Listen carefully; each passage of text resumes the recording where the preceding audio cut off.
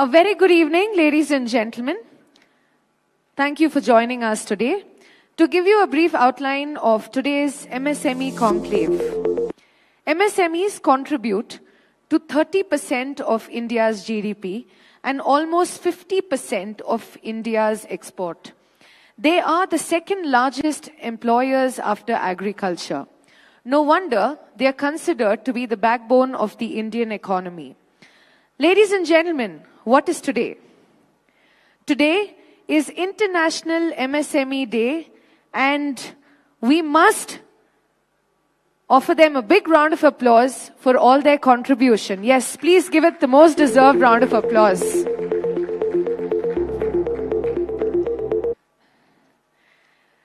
My name is Usha Melwani, and it is an immense honor for me to welcome you all to the Hindu Business Line MSME Growth Conclave.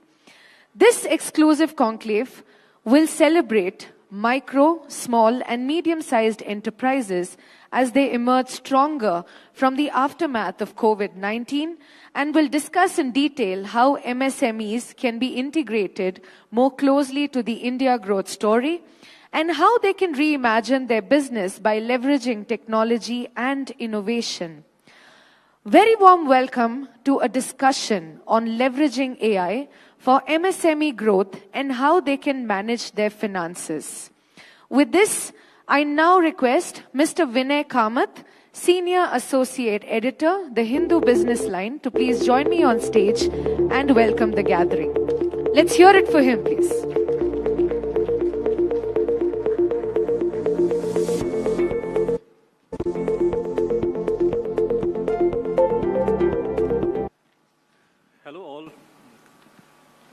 I'd like to welcome you to the third edition of the Business Line MSME Conclave, which we have hosted at the same venue for the past 3 years. Unfortunately, the editor of Business Line, Mr. Raghuveer Srinivasan, couldn't be present today, and he sends you all his greetings. But I must also thank you all for making it on a very busy day, battling the Bangalore traffic and getting here on time for the conclave. So thank you very much for that. And we're here to celebrate the International MSME Day, and it falls today, so it's a good day to have. So we will have two stimulating panel discussions, which we hope will be fodder for thought for MSMEs and entrepreneurs. And thank you, Mr. Ganesh, for participating in this conclave. I'm sure your vast years of experience as an entrepreneur will be of great learning for our audience here today. We hope you'll have many takeaways and questions to ask of the panelists from the two stimulating sessions we have planned for you. Our best wishes to all of you, and I hope you enjoyed these sessions. Thank you very much.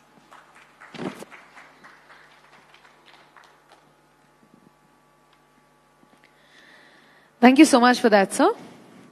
With this, I'd like to now invite Mr. Venkatesha Babu, Chief of News Bureau, Business Line, Bengaluru, to please join me on stage, share a few words, and introduce our chief guest to you all.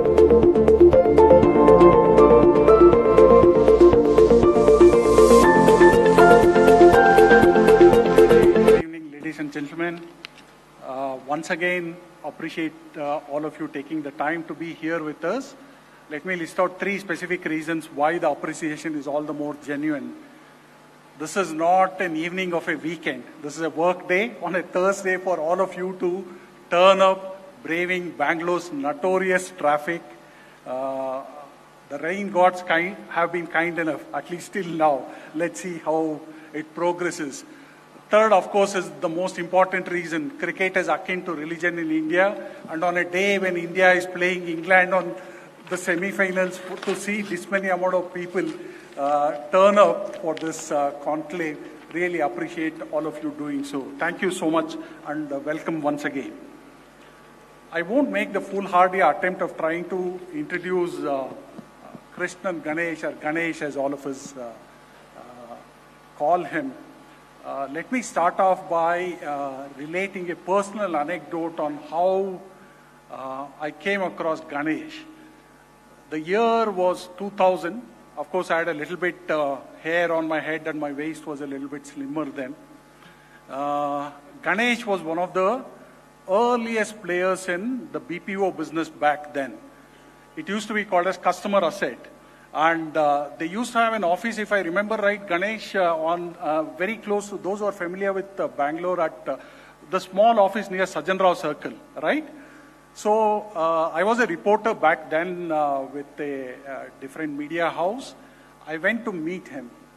The office might have been small, but after having a conversation with him, the vision, the belief, the dynamism which he exhibited blew me away.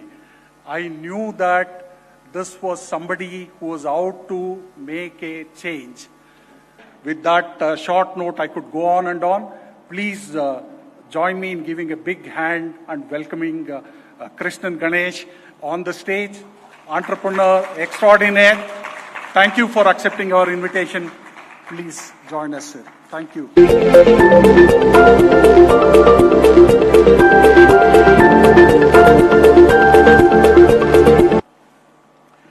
Good evening, everybody. It's a pleasure for me to be here. Thank you, Venkatesh, for the very kind introduction. As usual, is more kind than right. So, which is fine. I'll take it with in all humility. No, it's really the MSME sector. You guys are the real backbone and entrepreneurs. I don't want to. I had 4 statistics about the MSME being the backbone, but unfortunately, at the beginning, all the 4 numbers in terms of exports and employment and the percentage of contribution to GDP, all that has been told. So I would not repeat it. We also know the challenges that exist in this particular space. I do teach at IIM Bangalore and Indian School of Business. So one of my bad habits is always asking questions. How many of you here have read A Tale of Two Cities? Who's the author, by the way? Yeah, Charles Dickens. Okay, right. So this is a bad. I do have. This is an annoying habit of asking questions. I'll do that more often. I do have some good habits, but people tell me rarely I exhibit it. So that's fine. Okay. If you remember The Tale of Two Cities, it starts with very iconic words. Okay, right? It's exactly. It says, well, it was the best of the times, it was the worst of the times. It was age of lightness, it was the age of darkness, all of that stuff, it contracts. So that analogy or explanation can best apply to us today. Okay, right? And I'm saying that after having lived through nearly 3.5 decades of entrepreneurship and doing my own business. At the time, it was not called entrepreneurship, it was called a business. I remember back in 1990 when I started my first business, the concept of valuation, venture capital, none of this really existed. So at that time, I left a job. It was with Hindustan Computers Limited, well-paying job, and decided to start, jump into entrepreneurship. There was a lot of challenges at that time. As it is today, different challenges. Firstly, my mother was very concerned that how am I going to meet? I'm leaving a good job. I actually had a car from the company I was working, so I had to return the car. I was living in Delhi. There's a telephone company had given. If you know, back in 1990, telephone is a luxury. There was a 20-year wait list. So the first 2 years of my business, I was without a telephone. Okay, right? So I did business there at that time. So my mother was very unhappy that this was going away. My mother-in-law was even more unhappy. Okay, right? She said, what has happened? Has he lost the job, or is he not well? Is he got some serious sickness? All of that stuff. Obviously, from that time of being an entrepreneur to now, we have come a very long way. So, back to Charles Dickens' statement of we are best of the times and worst of the times. It's really today's opportunity that excites me. That's exciting for all of you and for me even today, looking at what's happening. What's really happening in the world today? Okay, right? If I look at it in one word, the jargon that we use in management schools, again, like I said, I'll keep coming back with this habit of being a professor. We call this VUCA world. All of you have heard VUCA. VUCA. It stands for volatility, uncertainty, complexity, and ambiguity. VUCA. We live in a VUCA world.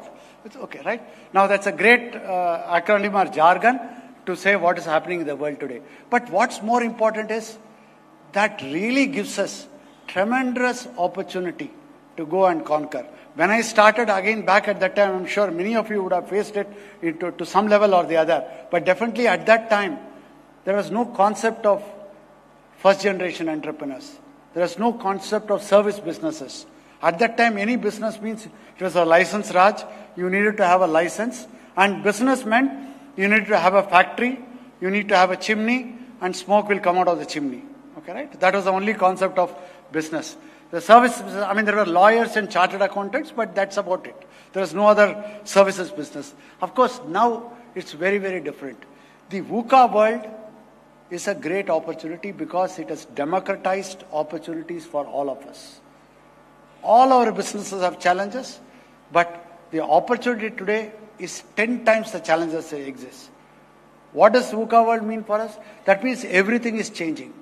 When everything changes, it actually helps every person equally well. At that time when I started, you had to be a business family. Tatas, Birlas, conglomerates, Ambanis.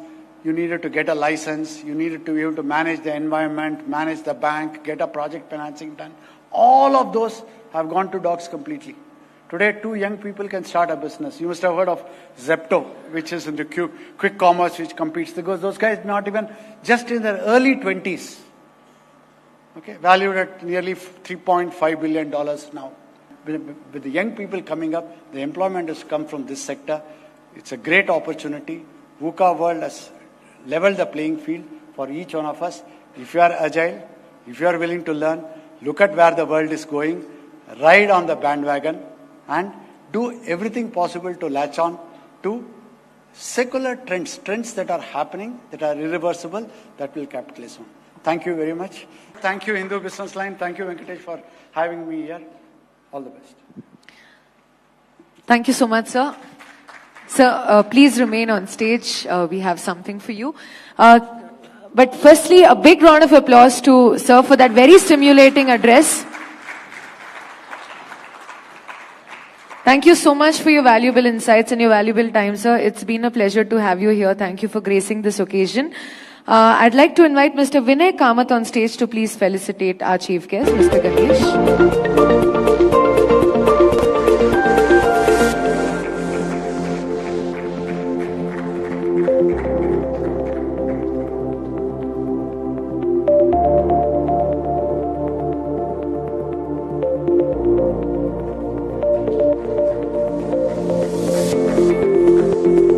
Thank you so much, sir. So with this, we now have our first panel discussion on leveraging AI to drive growth in MSMEs. The discussion will be moderated by Mr. Venkatesha Babu, Chief of News Bureau, Bengaluru of Business Line. Sir, can we please have you on stage?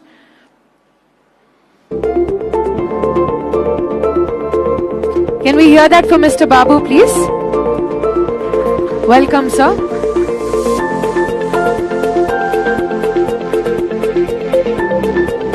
And with this, I'd like to invite our esteemed panel of speakers. We have first joining us Sanket Atal.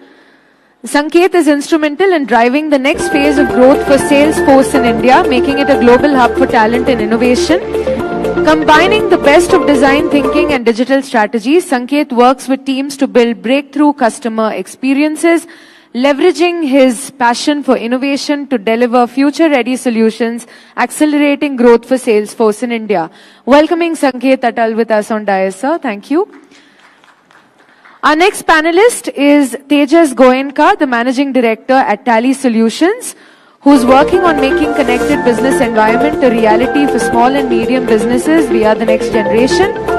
Tally product roadmap, seeing the tremendous opportunity to positively impact the lives of millions of entrepreneurs across the globe. He's expanding Tally's footprint beyond India to the Middle East, Africa, Southeast Asia, United States, and Canada. Welcome, sir.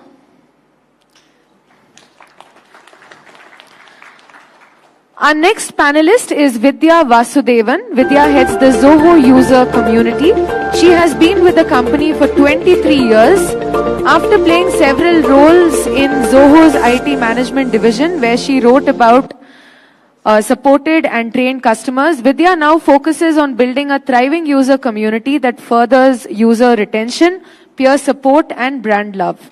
Her team represents the voice of customers inside the company and is constantly working on strategies that open up online and offline avenues for Zoho users to connect, engage, and learn from each other and from product experts. Welcoming Vidya Vasudevan.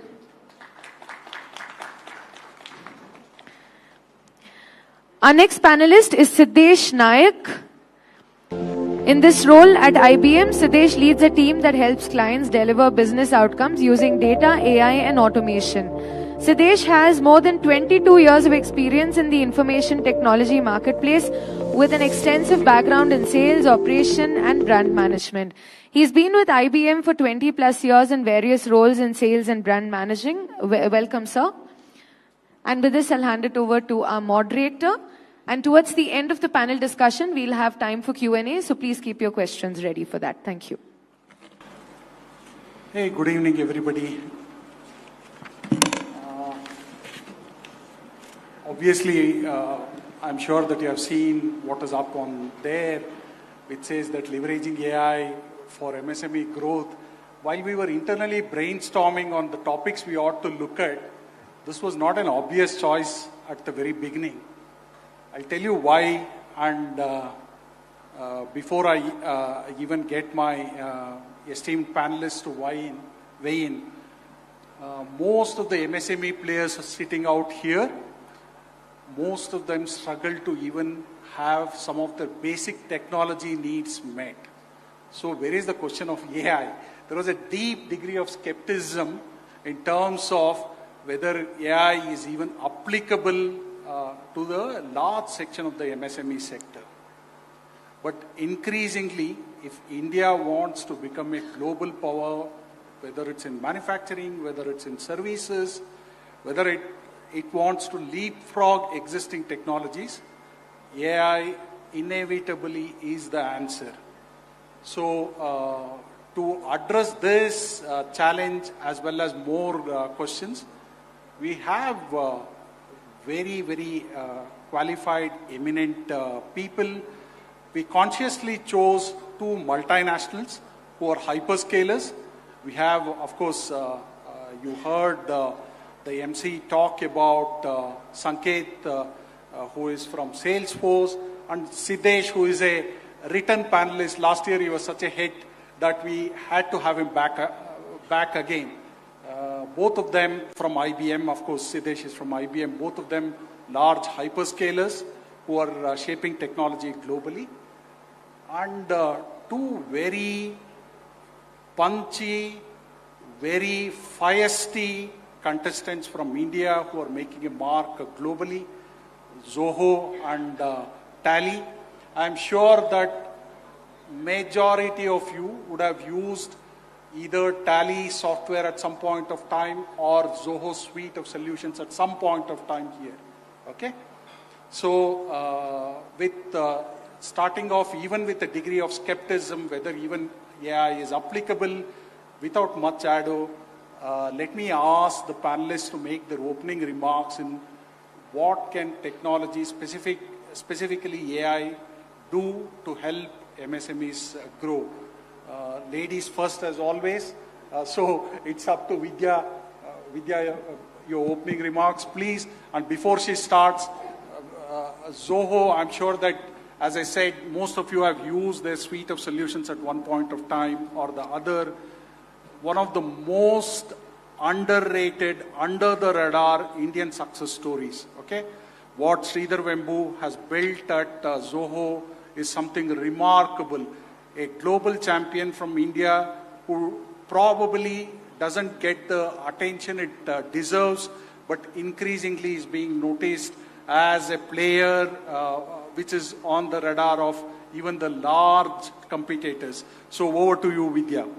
Thank you, Venkatesh. Good evening, everybody. Nice to be here addressing on this topic of whether or not we should all ride the AI wave. I think I'm here to state the obvious, which Mr. Ganesh has already done and Venkatesh has already reiterated. Yes. So I think we all will remember Nokia and BlackBerry. Anybody still using those phones? Anyone here in the audience using Nokia or BlackBerry?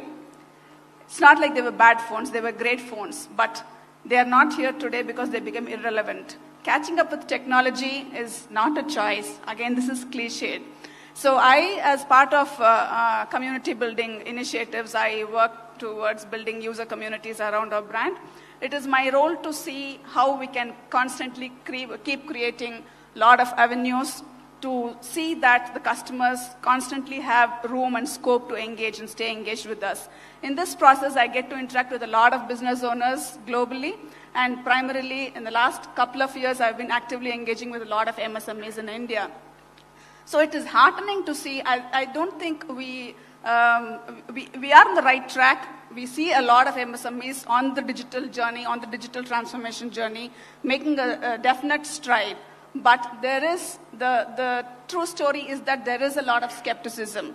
We still see a lot of MSMEs that have not moved out of using spreadsheets for a lot of activities that they do, be it for keeping books or be it for managing customer relations, using it even like contact management or CRM systems. So that is where it is. So while these challenges are true, there is parallelly another change that is happening, very noticeable change, one that tech is becoming increasingly affordable. It is not expensive, it is not complex as it was maybe a decade or 2 decades back.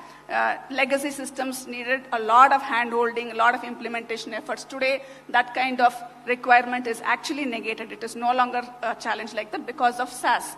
So SaaS adoption is become a thing because nobody needs to worry about setting up an infrastructure, maintaining that infrastructure, setting up a team that is trained on these resources, worry about their churn. There is a chain of challenges that come with that kind of implementations. Today, that kind of challenge is totally removed. Another thing, it is also becoming increasingly intuitive. So most solutions work out of the box. So on the one hand, it is becoming affordable. On the other hand, it is becoming increasingly simple to use tech, contrary to how a lot of MSMEs still perceive technology as being very complex or very expensive.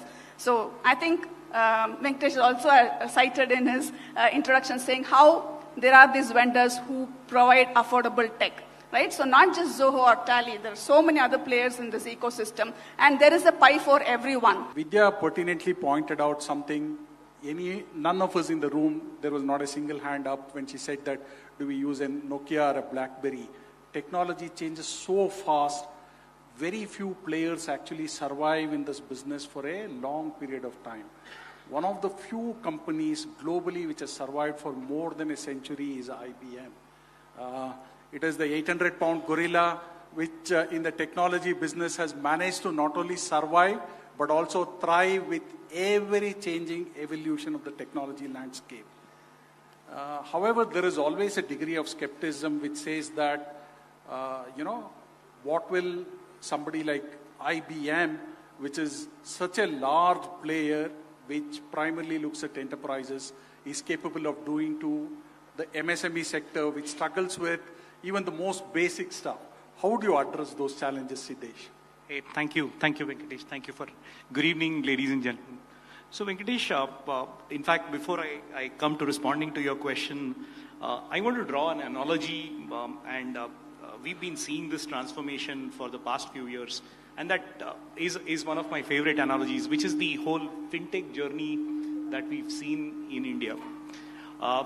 We are the third largest fintech ecosystem. In fact, even in terms of fintech adoption, the way fintechs and banks have started working as a coherent ecosystem is phenomenal. We have a fintech adoption of 87% against the global average of 64%. And we've seen this happen through the last few years. The way the whole digital ecosystem has become a very, very vibrant ecosystem. In fact, a lot of things in terms of the downstream funding to the MSMEs, the whole financial inclusion piece that comes in as well. Now, if you look at this piece, this has been a a foundational element. Technology has been a foundational element for this transformation.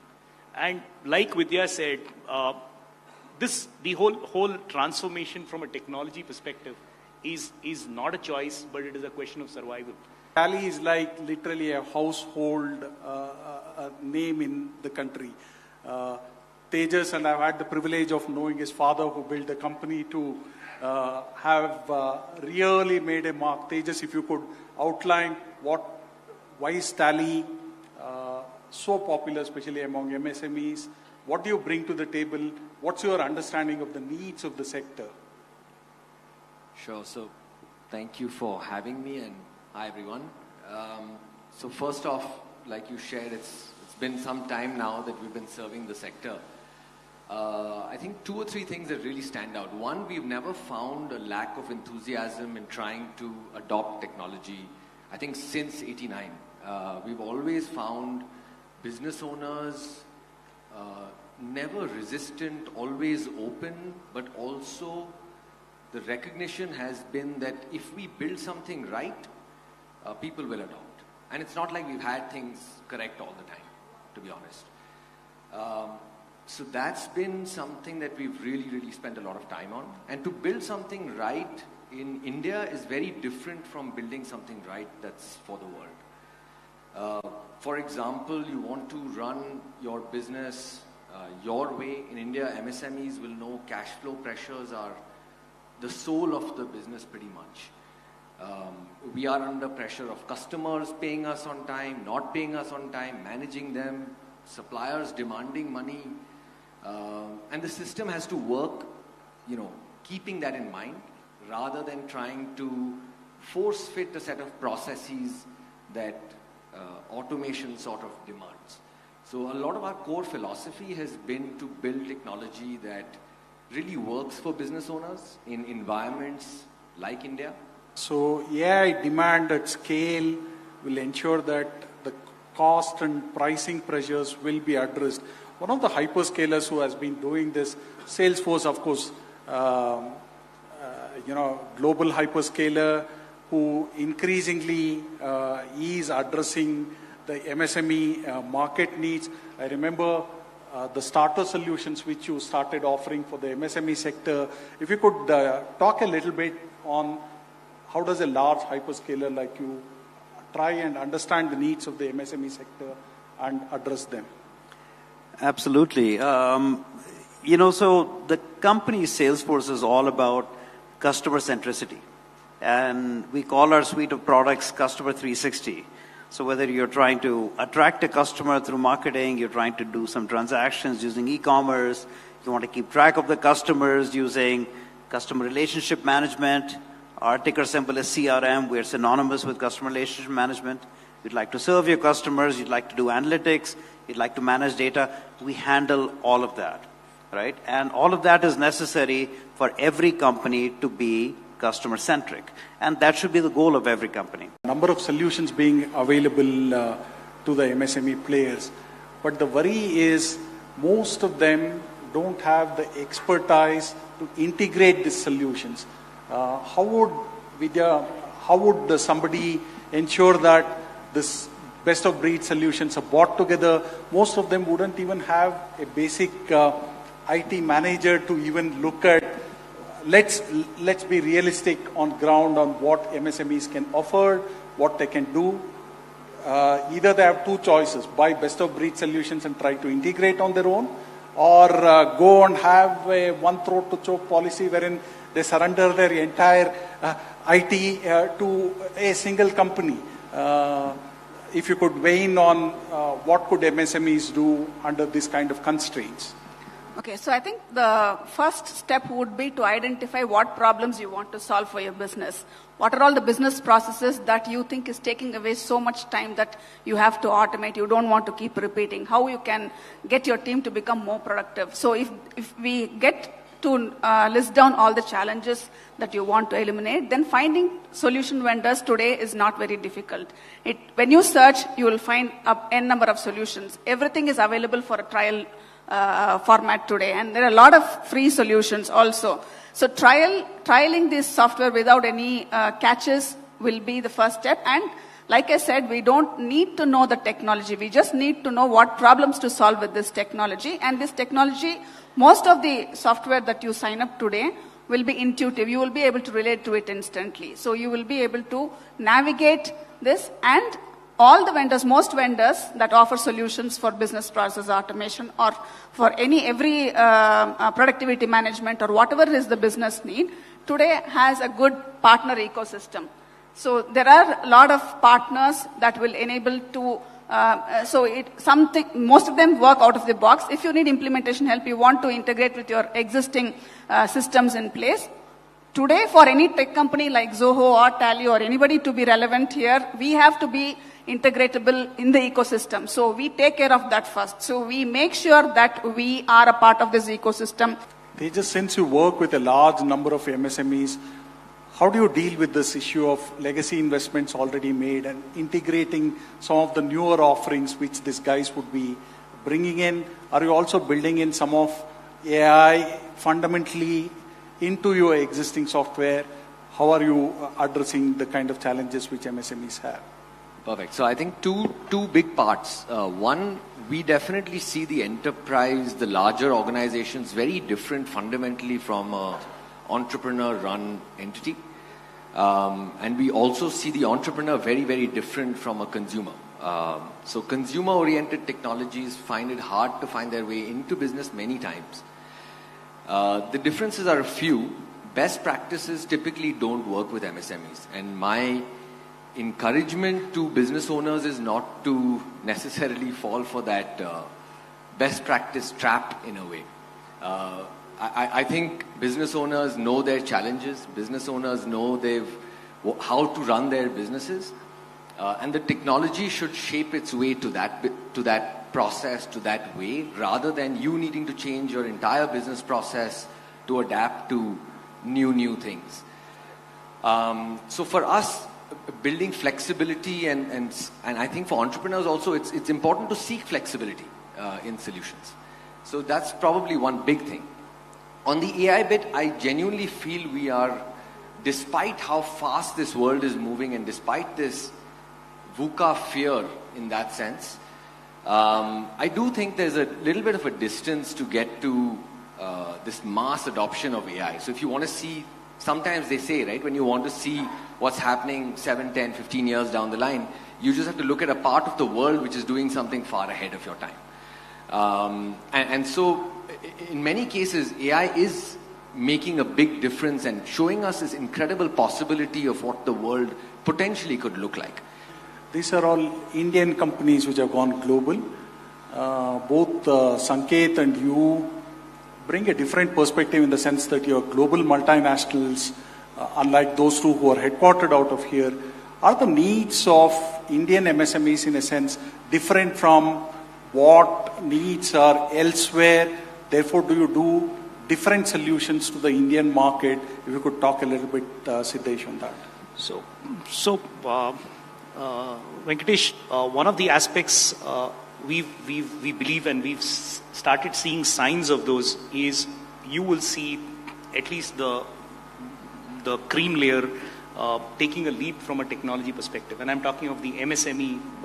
And we've seen this happen with the fintechs, as I spoke of earlier. We've seen this happen in multiple other industries in the Indian context as well. We strongly believe that leap is out there to happen.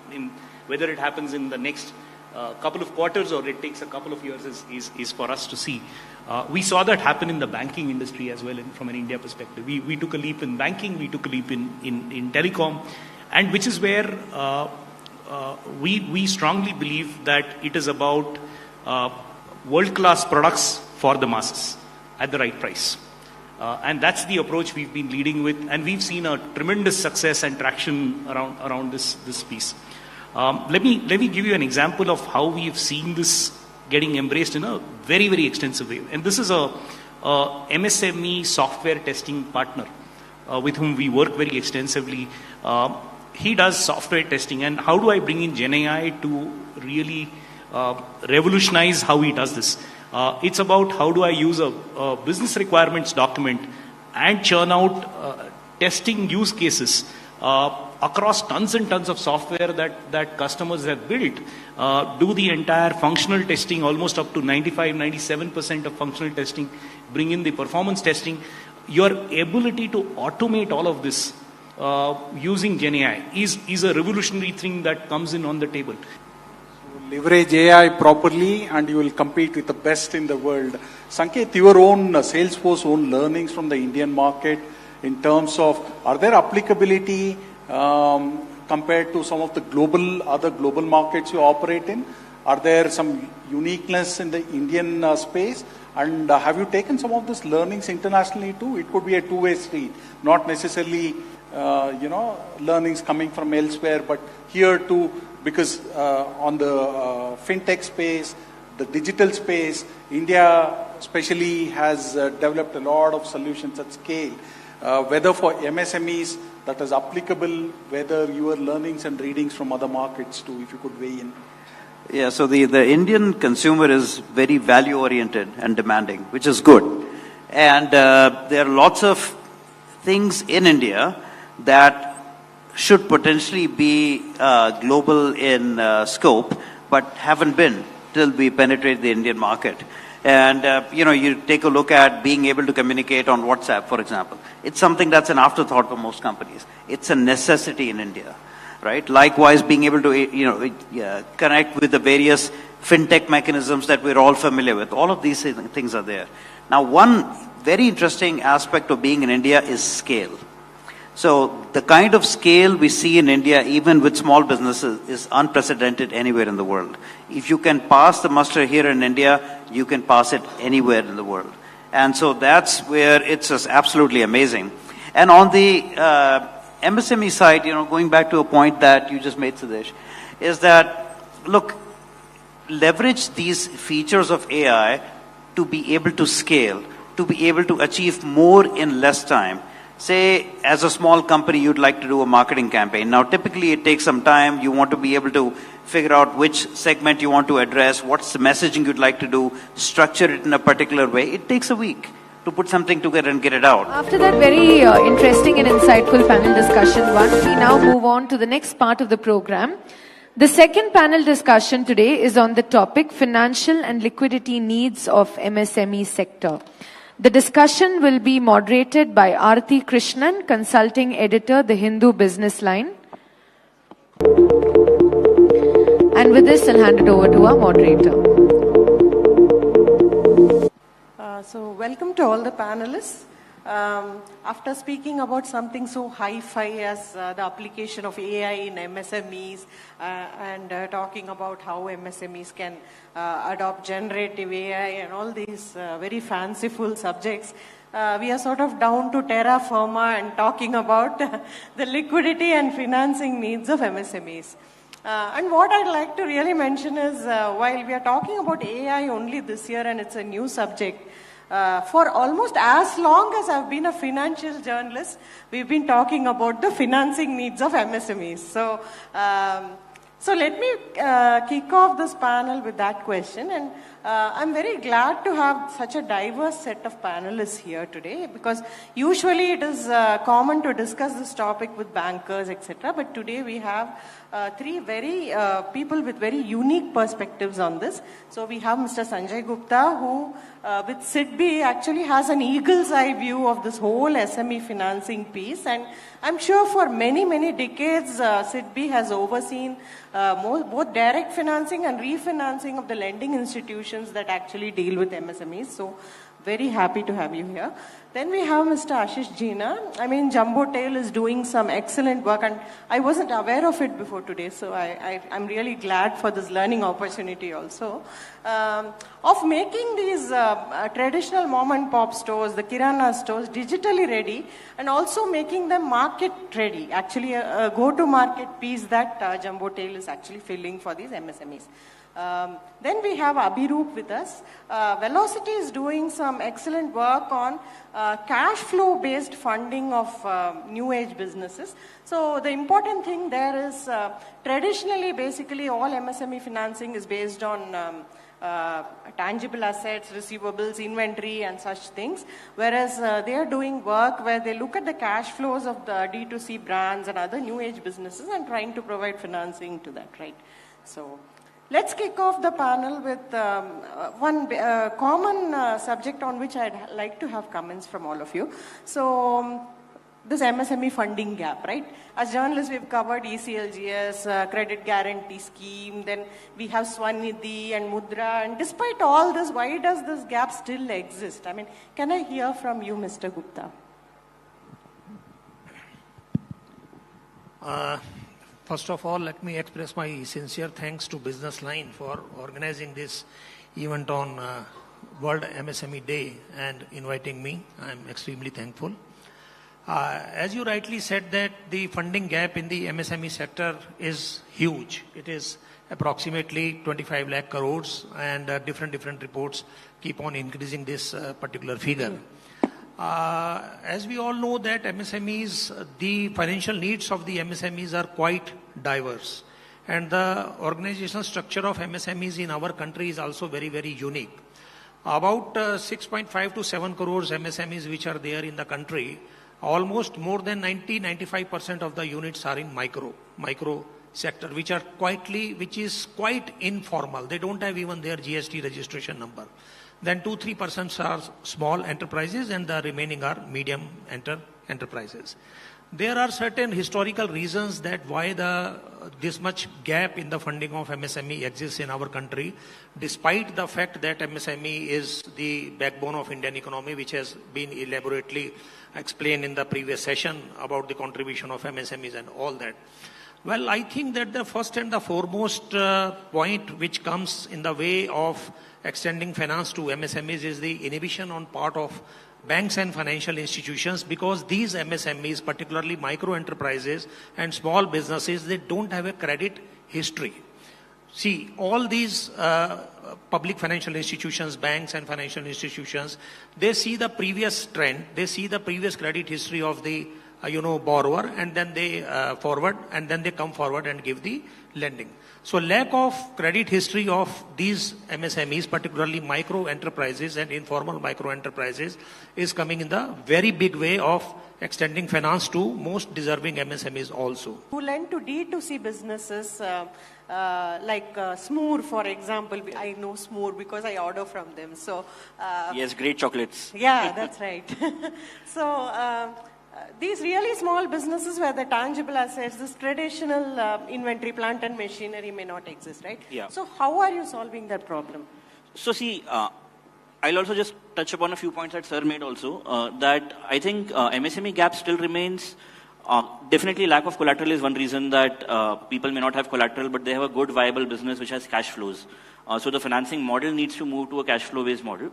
But beyond that, I think as was correctly pointed out, that the MSME gap is towards the smaller end of the entire spectrum, right? So, which is more costly to serve for the bank because the potential revenue opportunity at an individual MSME level may not be very high.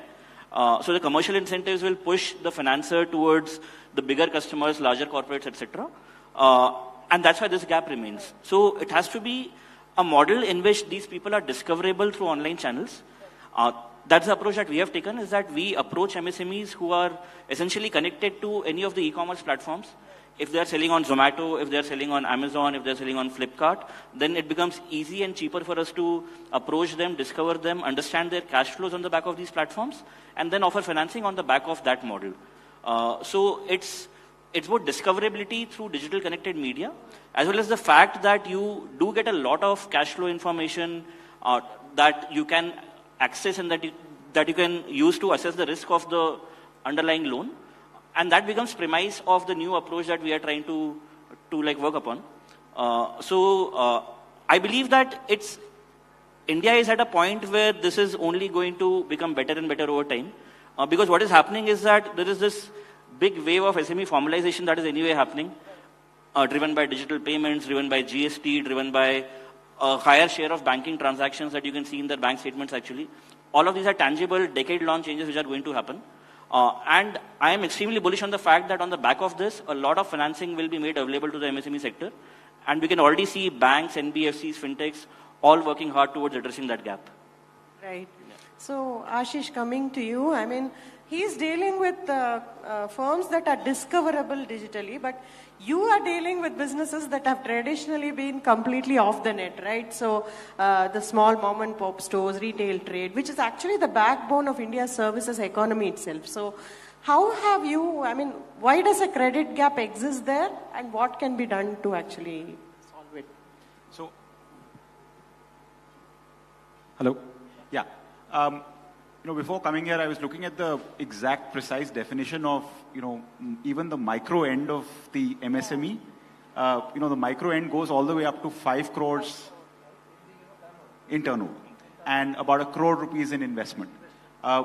We deal with Kirana stores, so we are an e-commerce platform that connects 175,000 Kirana stores all across the country to 2,000 brands and over 5,000 manufacturers and suppliers looking to sell their products in Kirana stores. Anything that you can buy in a Kirana store is available on our platform. We solve for payment, logistics, warehousing, literally the entire ecosystem to make it easier. We also help Kirana stores transform their stores into omni-channel grocery stores to be able to serve the needs of the modern consumer in urban India. Now, we've been doing, enablement of lending in this ecosystem for about 7.5 out of the 9 years that we've been in existence. We'll approach this year, we'll end up at about 1 crore transactions enabled. Average ticket size is 4,000 rupees. Oh. Right? And that's where part of the problem exists, right? This is not multiple issues that you contend with. See, if a Kirana store, 600 SKUs, no collateral, 3 to 5 lakh rupees of investment, 3 to 5 lakh rupees of sales on a monthly basis, 100 to 125 different suppliers. It doesn't get more fragmented than this. Most of them have no GST registration. Udhyam is starting to come up. And therefore, there's a massive challenge in both underwriting, but also a challenge in actually collections and repayment, right? This is not an AUM building exercise that anybody will be attracted to. I almost feel like, MSME does injustice. I mean, we are talking at the nano end of the nano enterprise part of it. And that's part of the reasons where, a lot of, we're not a NBFC, we work with NBFCs. One of the challenges I see is people try and use the same metrics and the same processes for even a SMOR or somebody who's running a small manufacturing facility to underwrite a Kirana. That doesn't work, right? It just is not going to work. This model is only workable if you have access to data, obviously with the permission of the customer, that gives you insight into, flows. One problem that most MSMEs complain of is this problem of receivables, where their clients don't pay them in time and keep stretching the timeline. And I know of many, many policy interventions to try and crunch this, from declaration in annual report and all that stuff. And recently, the government tried to enforce it by saying that you have to pay your MSME vendors within 45 days. And surprisingly, as a journalist, we reported on this, and most of the pushback came from the MSME associations themselves, saying, we don't want this 45-day limit. What is this? What's happening here? Actually, it's a catch-22 type of situation, this rule of 45 days. One of the perennial problem with the MSMEs is the lack of working capital finance, lack of working capital. And since most of the MSMEs are vendor of the big corporates, and they are supplying parts, sub-assemblies, accessories, components, and the credit period goes up to 4 to 5 months also. So the point is, this rule was made last year by the Honorable Finance Minister, Section 43BH, that for the MSME payment, you will get the deduction of expenses only in that year in which you will pay. Otherwise, 45 days limit is there. So to elevate, there may be some reservations from the MSMEs because probably the corporates are bullying them that, we will not do now further business with you because now this rule has come, and you were working with us so fine for the last so many years with 3-4 months of credit period. So it's a mix of, some change of mindset also is required to be to take place at the levels of the corporates also, because they know that unless they repay in time or within 45 days to these MSMEs, how they will be able to deploy that money back into the business. And if there are reservations and protests from MSME associations itself, I don't know what will be the real reason, because this drastic measure government of India has taken only to benefit them, because since centuries, there has been a hue and cry that the working capital problem is the basic problem. Sir, we don't get the payment of our supplies made to these big corporates or even to government in time. I'll just tell you, in order to alleviate this problem, you must have heard about TREDS, Trade Receivable Discounting System. SIDBI again took lead. See, let me tell you, friends, I don't know how much you know about SIDBI. Besides financing, we are working for the development of the ecosystem of the MSMEs as such, starting from establishment of CGTMSA to Stand Up India, Startup, Mudra, PM Swanidhi, PM Vishwakarma, all these things, Udyami Mitra portal, all these things are being managed by us. So एक picture के director की तरह पर्दे के पीछे रह के we are doing so many things, but in the forefront it is not becoming visible to the public. So entire MSME ecosystem is being taken care by SIDBI, and with the help of, in association with NSC, I think SIDBI was the first one to establish First Receivable Exchange of India, RIXL. So this TREDS is a very good platform, and government has mandated that all those corporates which have a turnover of more than 500 crores, they have to be mandatorily listed on this TREDS platform. But the other day I was just reading a report, more than 5,000 companies have been identified by Ministry of Corporate Affairs which have turnover of more than 500 crores, which are mandatorily to be listed on this TREDS platform. But you will be surprised to note, not even 2,000 companies have been listed. So what I feel that if we have to elevate, if we have to counter this problem of delayed payment to the MSMEs, much more stricter rules have to be made for all those corporates which are having a turnover of 500 crores or more. Now there is a demand that you reduce this threshold to 250 crores. Maybe in this coming budget, Honorable Finance Minister may announce that also. Because the perennial problem of MSMEs is the working capital. If they don't get the repayment, if they don't get the payment of their supplies in time, they are doomed. They are just finished. So this is, if associations are making a hue and cry, I don't know, but this has been done by the government with a very good intention. Thank you so much for that very insightful panel discussion. I'm sure they deserve a bigger round of applause. Thank you so much. I'll request our moderator, Ms. Aarti Krishnan, to please hand over mementos, and I'll also invite Anil Malik, Zonal Head West, the Hindu Group, and N. Vaidyanathan, National Head Product Sale, Business Line, the Hindu Group, to please join us on stage and join our moderator in handing over mementos to our panelists, please. Thank you so much, everyone. And with that, we come to the end of our conclave. I'd like to request Mr. Satish Menden, General Manager, Events and Activations, the Hindu Group, to please join me on stage and deliver the vote of thanks for us. MSME Growth Conclave. We are the only newspaper to host this event on an MSME day. So this event is very special for us. We had two challenges when we actually thought of hosting this event on 27th of June. One, you all know today India is playing England, the second semi-final match. So we were wondering whether the audience would turn up on this India crazy for cricket match, as we all know. But we are happy. A big shout out to this audience, all the MSME who are present, 250 plus, for gracing this occasion on this MSME day. Thank you all. The second, we also thought whether the panelists would turn up on this special MSME day. And in this, I wanted to thank my Business Line editorial core team, Aarti Krishnan, Venkatesh Babu, and Vinay Kamath, who pulled off this fabulous event with a host of panelists for all this lovely audience for a great day on MSME day. For an event of this scale, friends, we actually need huge sponsorship funding. And for this, a big shout out to my Karnataka team, Vidhu Shankar and his entire team, Basav Raj, Makbul, Priya, Gurunath, Priyanka. I think this team did a fabulous job to rope in a dozen sponsors for this MSME day. Also my colleagues from West, Anil Malik and Vaidyanathan, who could rope in sponsor for us. Also colleagues from East, Kaustav, who could get us sponsor for this event. A long list of clients who made this day for us. I personally want to acknowledge their support for this day. Presenting sponsor, Aditya Birla Sun Life AMC Limited. Associate sponsor, Canara Bank, SIDBI, ECGC, Government of Karnataka, which is Department of Industry and Commerce, who have supported this event. The luxury real estate partner, which is Purvankara. State partner, Government of West Bengal. Luxury car partner, Akshaya Motors for Mercedes-Benz. Jewelry partner, Navratna Jewelers. fashion partners, PN Rao, technology partner, AMD. Also like to thank, as you can see, this great execution is possible because of our events, marketing and operation team. Here I would like to acknowledge Sagar, my colleague who's on the right side, for this great execution with Akash and Vikram and Abhilash from Chennai who are managing the digital part of this business. So friends, continue reading Business Line. You will get to read a lot of content tomorrow. So ensure you buy a copy.